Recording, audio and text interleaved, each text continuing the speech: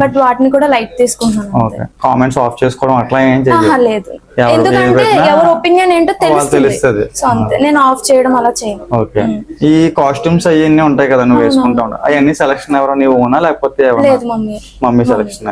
Costumes, saris అమ్మే and ఇందాక చెప్పాను కదా అత్తయ్య. ఓకే, వాళ్ళ నుంచి నీకు మంచి సపోర్ట్ ఉంటుంది. ఓకే. ఫుల్ గా ఎవరైతే ఈ కాస్టింగ్ కోచ్ ప్రాబ్లమ్స్ ఫేస్ చేసి ఇబ్బందులు పడి అవకాశాల కోసం కమిట్మెంట్లు ఇచ్చి ఇలా చాలా మంది ఉంటారు ఇష్టం లేకపోయినా కదా, వాళ్ళకి నీ నుండి ఇచ్చే సలహా ఏంటి? ఏమన్నా యాక్చువల్ గా అమ్మాయి అంటే ఈ ఫీల్డ్ కి చాలా కష్టం అంటారు. సో దాని వలన కూడా చాలా మంది సపోర్ట్ చేయరు, ఎంకరేజ్ చేయరు, లేదంటే మెయిన్ చాలా కష్టం అంటారు ఈ ఫీల్డ్. బట్ ఏదైనా సరే మన క్యారెక్టర్ బట్టి ఉంటది, నా ఒపీనియన్ అది.